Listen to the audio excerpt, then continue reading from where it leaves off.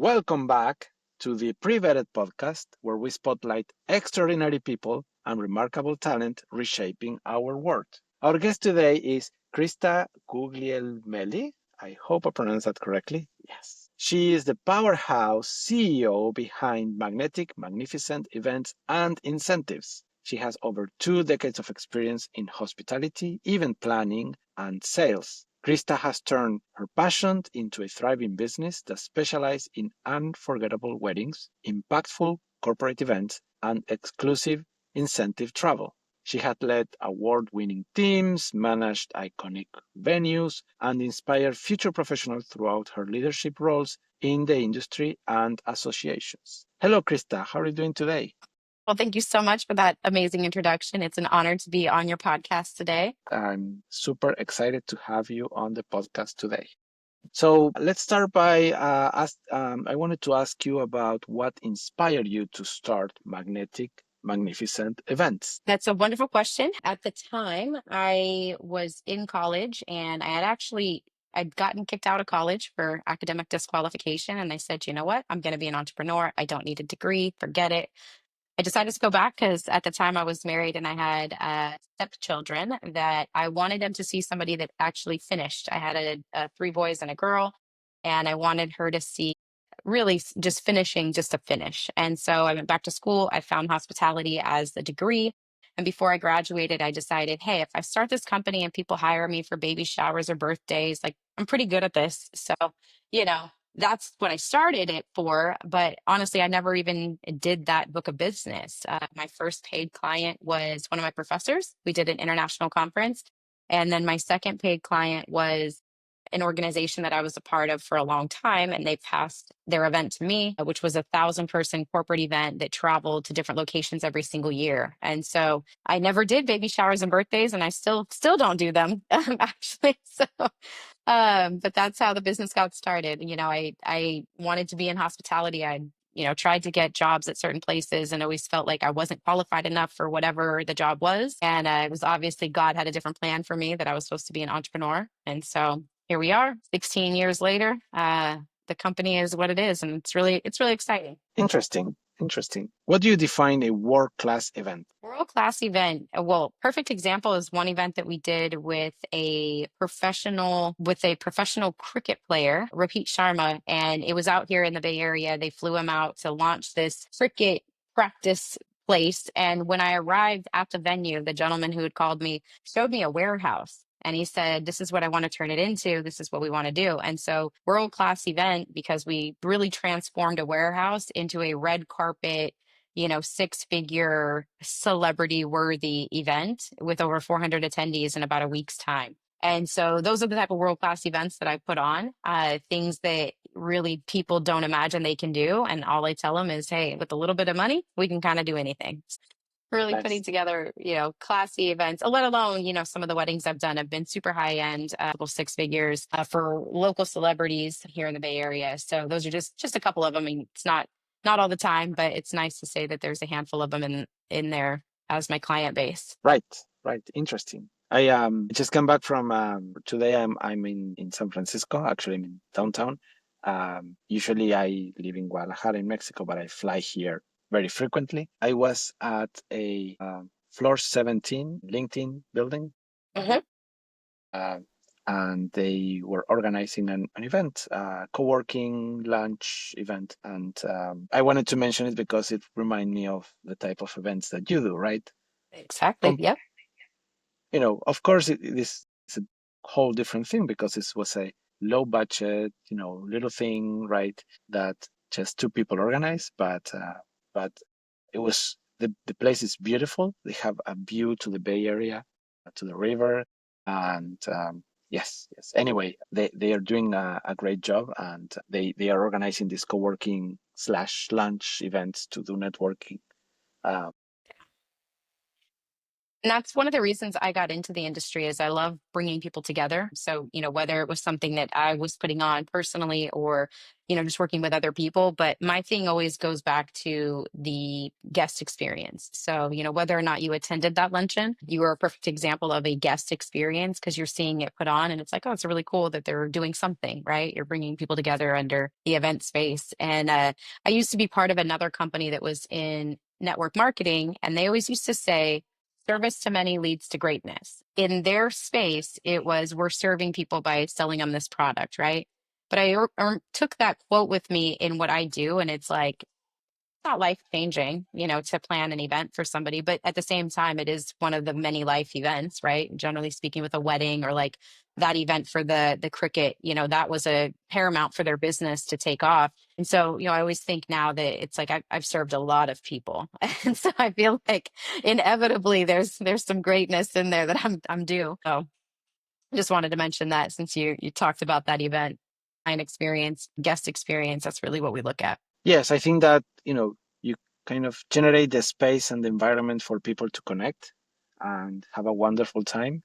It's what I, my experience when I've been uh, hosting events is that if everything goes well, it becomes transparent, right? People don't realize it, right? But Hmm. if a little thing goes wrong, Yeah. people complain, and that's kind of what they stick in their mind. It's like Hmm. you can have the best venue in the world, but if the food was cold, then that kind of ruins the whole experience, right? And Hmm. people are going to remember that. Yep. I unfortunately am the worst person to invite to an event. And I openly say that now because I can't go anywhere and not have the eyes of a planner. I went to a function the other day that was a pretty expensive ticket. And what I thought about it going into it was not quite what it was when I got there. And so I kept taking mental notes of like, oh, I would have done this better, this better, this better, and really, again, thinking of the guest experience, for me, it was the coat check being all the way in the back of the room. Like you check in here and then you have to walk all the way through with all your stuff. And then when you got to coat check, it was literally a rack with like 13 hangers. And it was a cool night in San Francisco. So everybody's out there with like fur coats and different things, it was a classy event.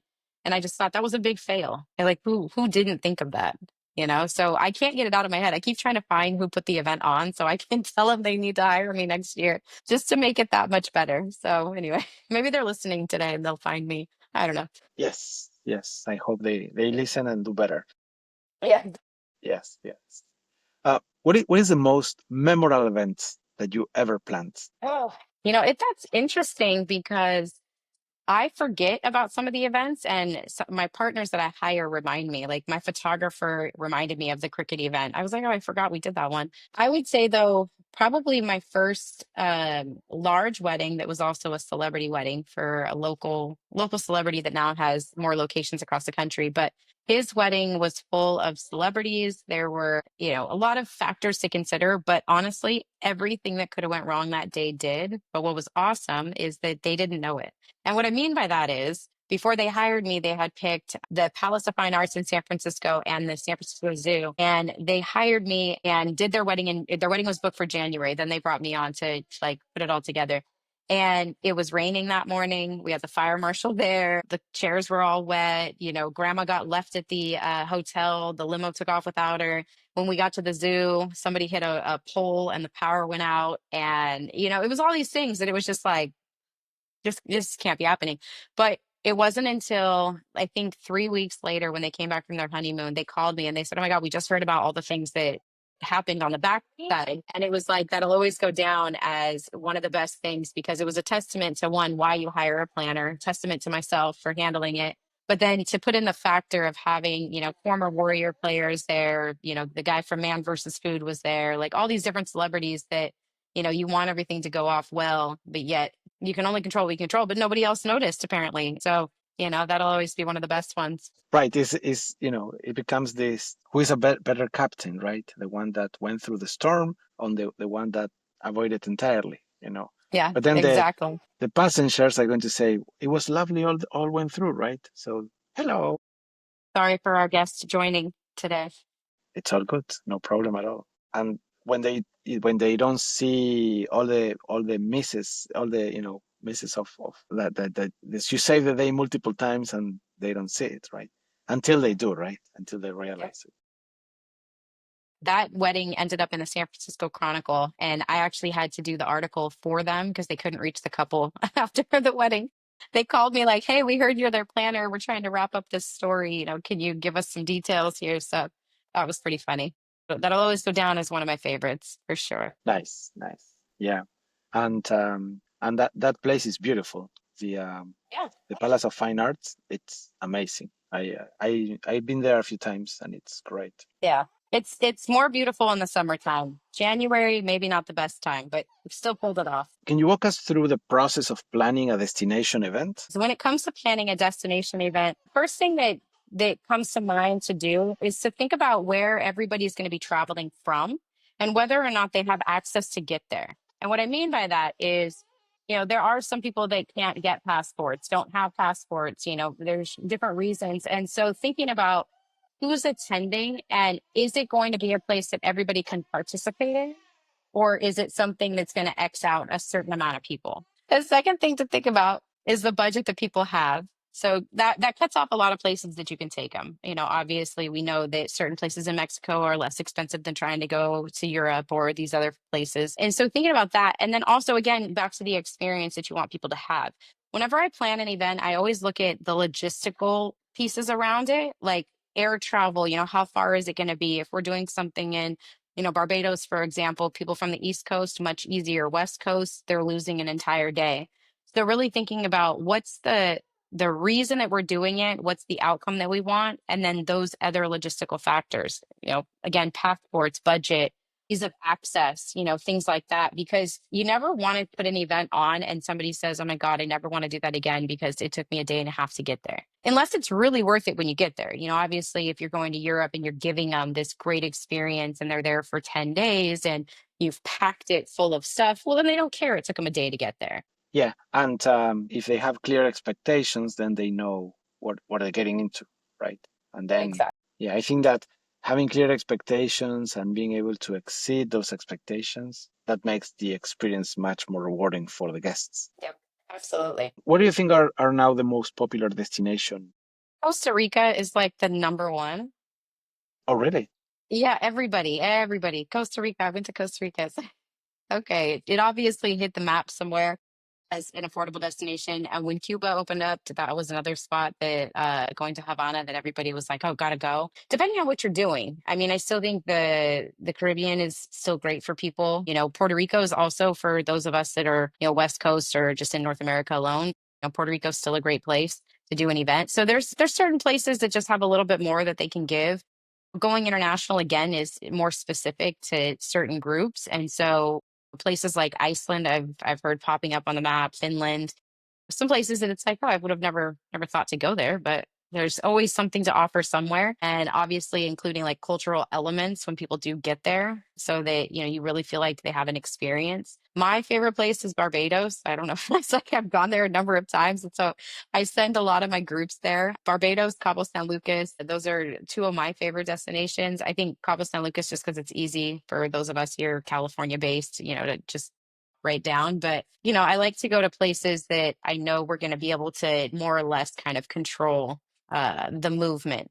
You never want to take people somewhere that they're going to be terrified when they walk out of the airport or that they hear things are happening. And I won't mention certain places where things are happening, but we all know there's places that don't get a good reputation. That's not somewhere you want to take people. Like I had an event in Puerto Rico. It was booked before Hurricane Maria happened, which was in 2000, I think it was in 2016 or something, or 2017. My event was in 2018, I believe. Anyway, it hit and our numbers dropped for those that were going to attend because people were watching the news and it's saying, hey, they're still out of power. So I actually had to fly out a couple months ahead of our event and shoot some videos of here's the airport, here's San Juan where we're staying. And I had to show people that it's okay to come here. And then I also had to explain to them that when you go there, you're actually benefiting the people in that area. So it's like we actually want to take our tourism there so that we can spend money, so that we can, we ended up doing like a give back where we took, toiletries and different things like that and had a local nonprofit pick them up. But that was us making a positive social impact by taking people to an area like that was getting, kind of not a bad reputation, but was getting bad publicity from what had happened. So Interesting. Interesting. You mentioned Cabo. I went to Cabo a few years ago, and we did a whole different experience because we were camping throughout all the places, beautiful places. But we tried to combine between camping on the beach, which is beautiful, but it was too hot, so it was kind of wearing, with going to hotels, right? Mm. And one of those days, we're able to, I would say, sneak in, but you know, we but we creatively were able to get into Waldorf Astoria, Uh-huh. because one of the members of our group was her birthday. So we kind of used that to get a special treatment, Nice. and we were able to sit down at the restaurant, and they have the southernmost point of Cabo, right? Mm-hmm. So we were able to step on the southern rock, Mm-hmm. and then that was kind of the end of our journey because we started from Tijuana and we drove all the way down to Baja, Oh, to Cabo, okay. right? Yeah. So that was kind of the celebration of the journey completed. Yeah, nice. With all the after camping, you arrive to this place, and it's such a contrast that Yeah. it's it's beautiful. It's a beautiful experience. Mm-hmm. Yeah. Yeah. Yeah, yeah. So we kind of organize our trips ourselves to do those type of things, right? And Yeah. we went to Valle de Guadalupe, which is they have lots of wine. Mm-hmm. For us, the venue becomes the whole continent, Mm-hmm. right? Yep, Yes, yes. exactly. And a lot of things can go wrong, right? Which usually happens, and we have to work around that. Yeah. Yeah, yeah. That's why I don't do a lot of individual travel, even though I'm technically a travel agent. I have somebody I pass it to just because I'm like, there's so many factors. But I mean, I do honeymoons, and I have had a few that, well, it's only really one that stood out where they forgot to check their passport, even though I repeatedly said, check it to make sure it's not expired. And so this couple actually was leaving. I think if he called me on the Sunday, they were supposed to fly out on Tuesday, and they said, we realized the passport is expired. What can we do? So I pushed their reservation back by a day. And then with all this research, we found that if you fly to Puerto Rico, there is an area in Puerto Rico that you can get a same day, like within an hour renewal of a passport.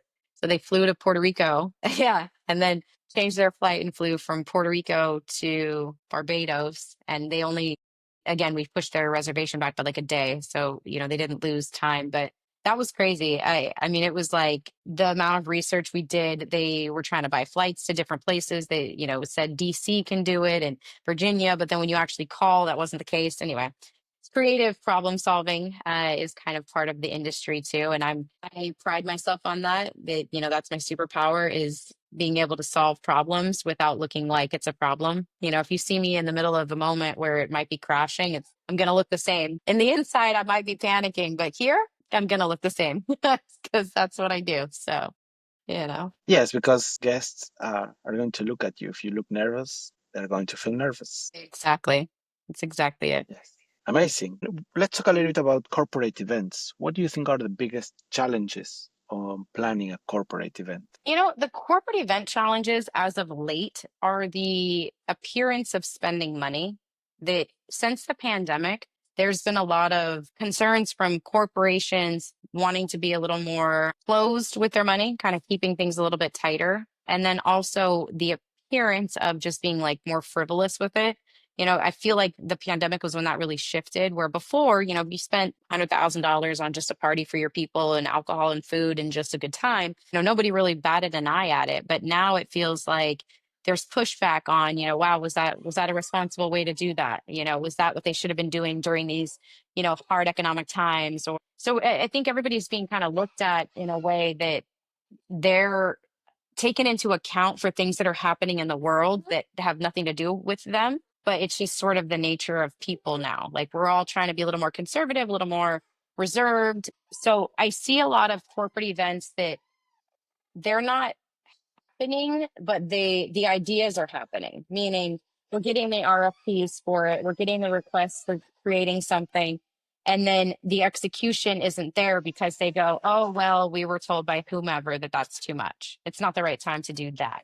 That's what I feel is kind of one of the challenges that's happening right now. They're just not coming back the same way still quite yet. And, with politics and the way things are going, that is a factor when it comes to corporate events again, because you don't want to be looked at as a company that is not doing the right thing. Right, right. I wanted to ask you about what is incentive travel and why you think it's a powerful business tool. Yep. So incentive travel is exactly what it sounds like. It's incentivizing people with a travel experience. And so a lot of times it'll be hitting a sales goal, whether that's bringing in a certain amount of money, certain amount of clients. Generally, it's open to the person that won and a plus one. And why I think it works is that everybody wants experiences.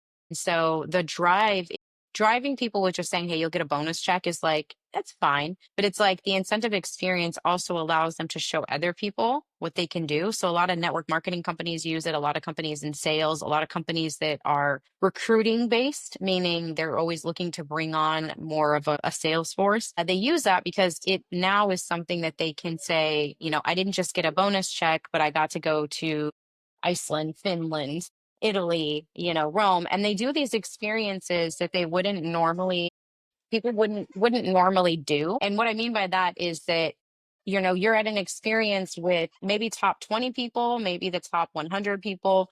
You're there with people that are in essence your friends, your colleagues. So not only are you bonding, but you're also having this mutual experience. So a lot of times the outcome of an incentive trip is that you've now created a bigger community within your sales team. And so those that didn't reach that level, not only do they go back and tell them, hey, here's why you want to, but now you've got kind of a little silo or like a subculture that's created because this group had this experience together. So, the shared experience is a memory that is something that sits with people longer than just, a bonus check or a holiday party or, what have you. But to that point, holiday parties and things like that, the reason that companies need to keep doing them is that same reason, right? It's the bringing people together, it's the bonding, it's the shared story, where it's like at one time he told me that one story at that one holiday party, and I remember that guy. So that's the power of Right. events. The you had to be there kind of feeling. Yes, exactly. Yep, yep, yep. Yes, yes. And if you haven't been there, you're not part of the cool group, right? The cool kids. Yep, The exactly. cool kids, yes. Yeah. And that's is very powerful. Mhm. Yep, it works wonders on sales teams. I mean, even with our company being a small business, I take my team out to dinner certain times, get them gifts certain times, and it's like it creates that loyalty too, rather than just saying like, "Hey, you're my employee, so of course you want to come to work." It's like, no.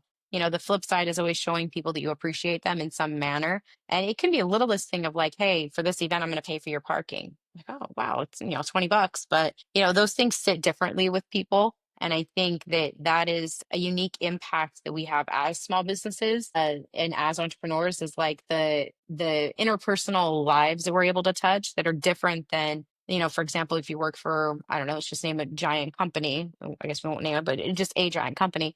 And you never really get the chance to even meet your boss, know your boss. And a lot of times in the traditional roles, there's a lot of hierarchy where people forget to bring the humanity in, and so it's like, I'm your director and I'm your boss. So you're going to listen to me. But at the same time, they're not feeling seen as actual people because of this chain of command. And so I love being an entrepreneur, and I love the people that I have the opportunity to bless with an opportunity, because it's like I'm impacting their life differently. They don't have to be here for me. They're not my employees, but they want to show up. They want to be at the events. They want to represent us well, have pride when we do stuff because we've created this culture in the business. And, when people get laid off from their traditional jobs and stuff, and they're able to reach out and say, hey, do you have any work for me? And it's like, I'm in a position where I can temporarily help people by the means of the event world, and that I maybe couldn't do in a different type of business or traditional business. Interesting. Interesting. How do you balance creativity with logistics in your planning process? Incredibly hard. There it's being organized, and I think knowing the expectation is the best way. And it's interesting you asked that question because I have a large project I do every holiday that is a two venue installation of a incredible amount of holiday decor, and we have a team of 30 people. I'm logistically coming up with not only the creative side of where things are going to go, what it's going to look like, but then how do we make sure to map it out? And it isn't incredibly challenging, but it's really just utilizing that balance. And I think the hardest part about what you just asked is also how do I transfer creativity to other people? Because it's extremely hard to take my brain and dump it to other people. But I have to remember that when I'm planning not only the creative side, but the logistics side. So, for example, when we do this setup, it's like, I know that there's a certain number of storage bins that are for one of the venues and not for the other. Now I try to tell people like, hey, we need to grab all of this color because they go over here. Not everybody gets that, right? And then it's like we go, wait, time out. We have to pause. We have to back it up. So now every time I've done it, I've gone, how can I make this better for everybody? Where I'm like, okay, this belongs here. This is the steps we're going to take to get there, and this is the time frame I need you to do it in. And that's what I had to realize is that with creativity, it can go on for hours, right? Like if you're doing a painting, you're constantly touching it, and it might be 3 4 days, and it's like you finally have to go, I'm gonna walk away from it. But in the event space, we're limited to the amount of time. So I have to say, like, yes, I want you all to be creative. I want you to bring it to the table, but also this is the amount of time you have, and you better maximize every minute of it. So it's creating kind of like a checks and balance between the two, because those are using both sides of the brain, right? We know that the left brain, right brain, like one's more logical, one's more creative, but we have to find space where they work together. Otherwise, it's a train derailing on the creative end, and it's a logistical plan completely falling apart because there was no regulation to this side of it. So it's more challenging than it sounds. Figured it out, kind of. It's so easy to say, but so hard to do, right? Yeah. And I'm laughing that you asked that question because we just landed another decorating thing. And I had to say, okay, these days we're already booked. And then, all right, we can do your project these days. And I'm looking around their space saying, we could probably do it in a day and a half, and you can open up this day for business.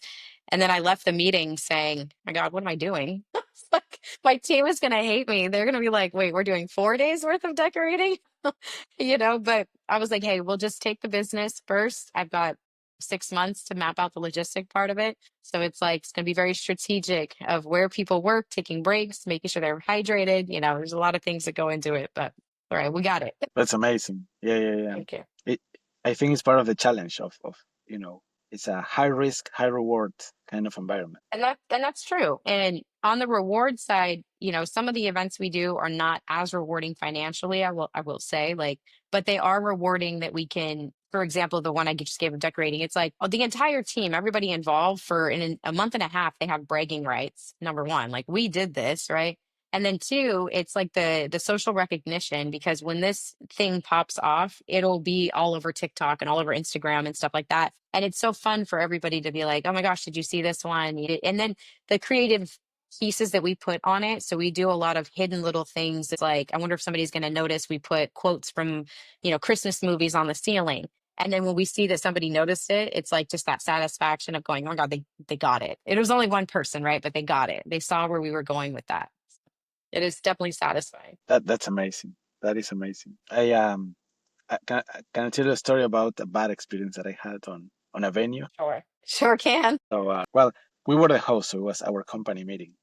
We went to the so we delegated everything on them pretty much. So we had some activities that we were going to do, but they take care of food, the venue, everything. Right? So we do the sampling, menu sampling. So we choose the food.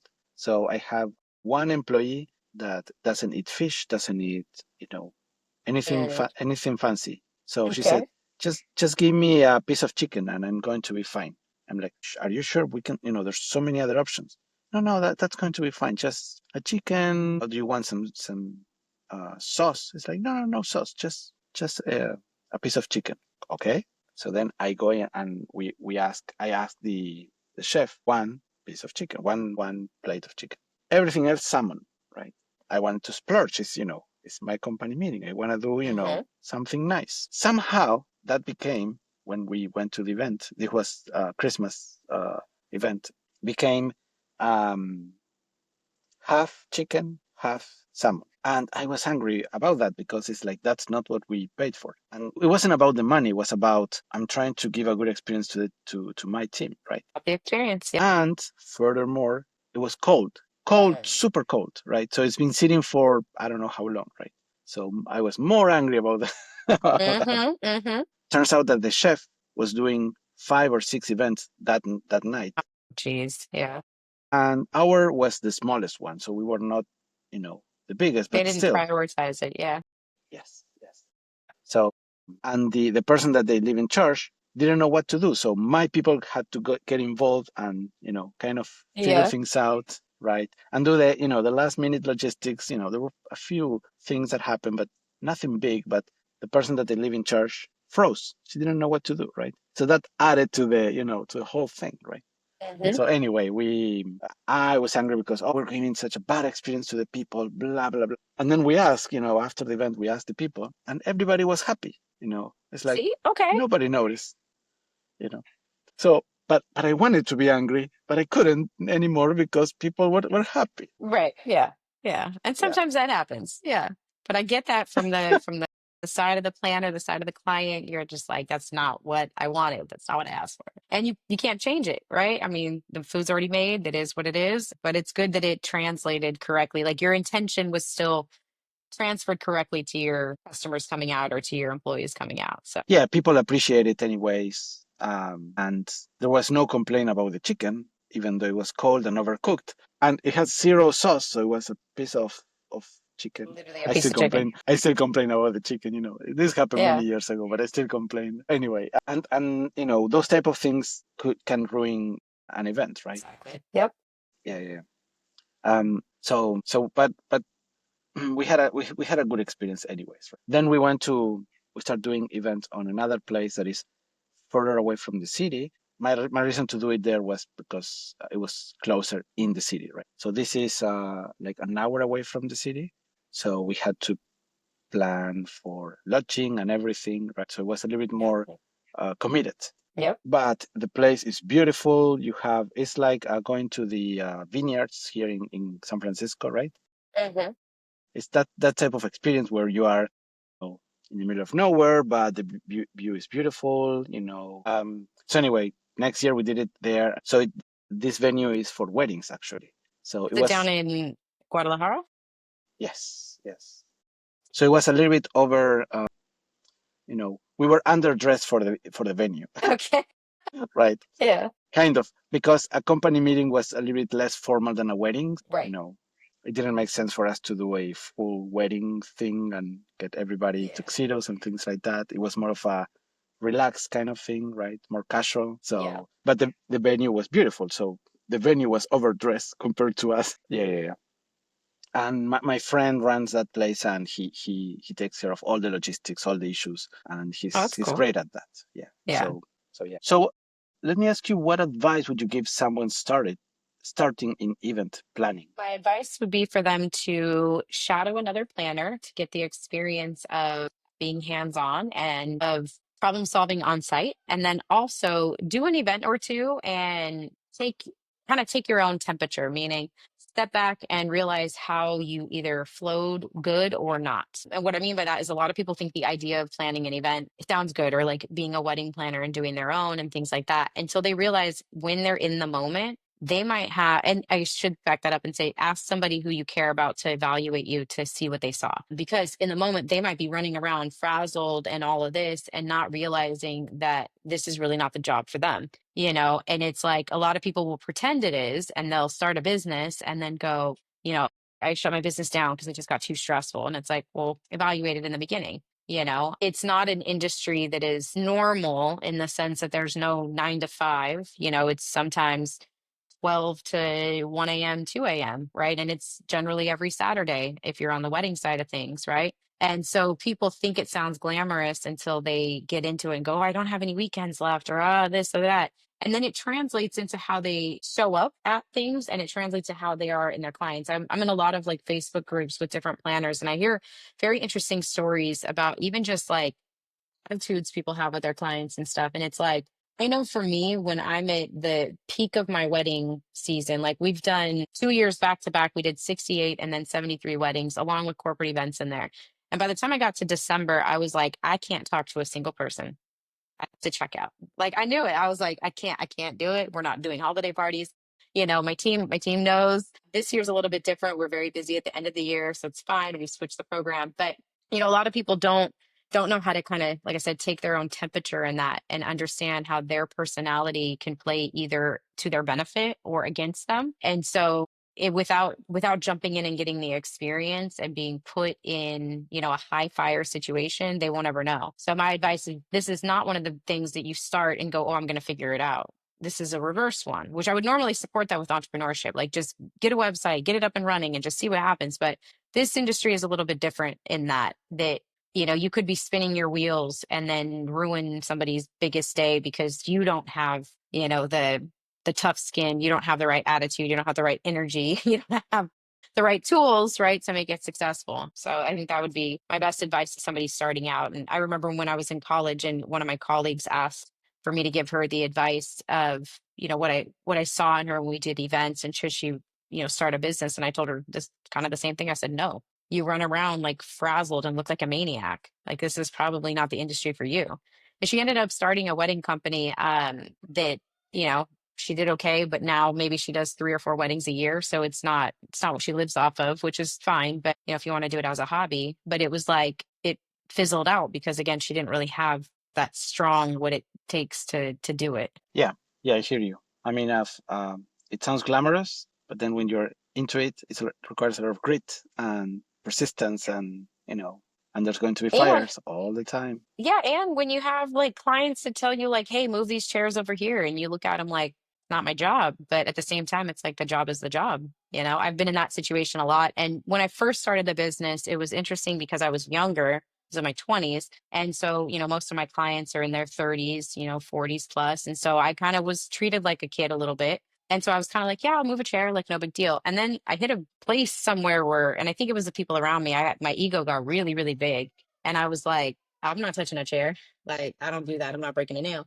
And so I would literally get an attitude at somebody's wedding. This was a very short window of time, but I would get an attitude. And the people around me were telling me, like, oh, you're the boss and this and this and this, and it was like, yeah, you're right. I'm the boss. And then now I'm on the other side again where I'm like, I could care less. Like, if I need to move the chair, I'll move the chair. Like, I have no problem heavy lifting. And even the way people treat me with, I'm an OG now in the industry. So my couples that are like in their 20s and their parents that are talking to me, it's like, no, no, no, we're a little more at the same level here. Hold on a second. And so I've learned how to hold my ground, but also make people feel pleasant about it. And it's interesting with my daughter, I've taken her to some weddings just because circumstantially I had to when she was born and I'm still breastfeeding her. And, it's like, hey, we got to go. I had somebody with me. So it wasn't like carrying her around the whole time. It was interesting that I was shamed by some mothers, like mothers of the brides. And it was like, my attention in a very strange way because I was thinking to myself, how in 2024 are you shaming another mother?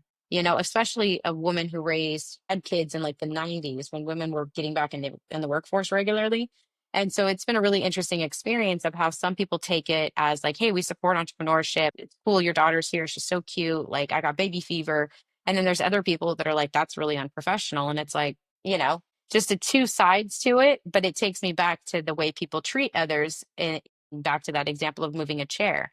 Those people that are shaming me are the same people who would be like, oh, somebody threw up in the corner, you're cleaning that up. No, I'm not. It's not my job. That's somebody else's job. Right. But we have this idea of like, you're serving me, so you work for me. And I've had to temper it, like I said, but I always look at all the events I do. I'm like, as much as I would love to stay friends with people after the fact, when it comes to the weddings, generally, sometimes I do, sometimes I don't. But at the end of the day, when it's over, it's over. And we're here for this moment. And so it's like not really getting caught up in even the joys and the pains.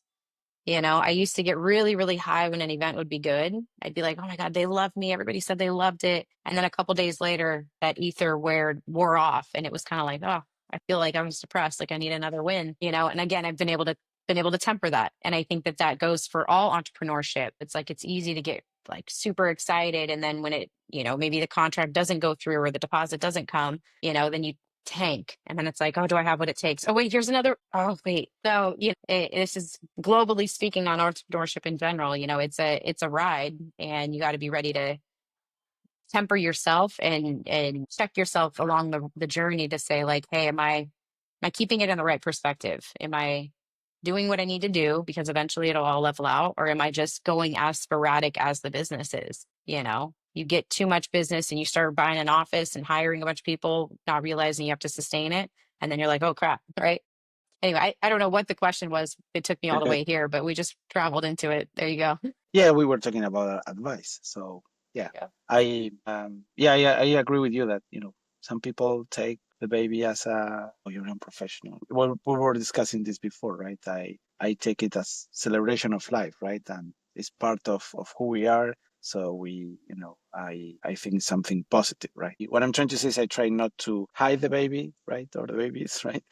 Because I think it's part of who each of us are, right? So yeah, and shaming, I don't think that's positive, right? It's taken me on a interesting journey. I was like, wow, they said what? Okay. Yeah, and as you said, you have to not get caught up because you're trying to give them a memorable experience, and if you get caught up on the argument, then you are contributing to that bad experience. Awesome. So what's next for you and Magnetic Magnificent Events? We're just continuing to grow the business.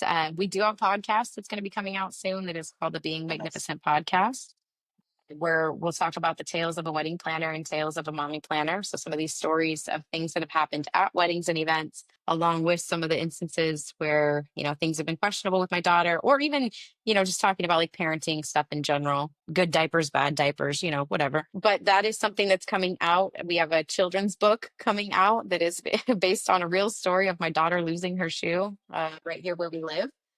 So that I'm going to tie it into the Magnetic Magnificent Events brand somehow, but that is another thing in the works. We've got a wellness retreat that we're doing in December with Elavana Wellness Retreats. That is a partnership that we've taken on as being the second creator of that, co-creator, co-founder. So we're excited about that. And then we also are doing a comedy show. A partner of mine that does comedy said, he tried to just get a referral out of me, and I gave him the information. And he said, never mind, I want to do it with you. So now it's our businesses together. Magnetic Magnificent Events presents Buckle Gang Comedy. That's going to be coming to the San Jose, California area soon, once a quarter. A lot of really fun stuff, along with just the normal events that we do. So, if you're on here and you want to follow us, it's Magnetic Magnificent Events on all channels, YouTube, Instagram, TikTok, all the things. We're there on them.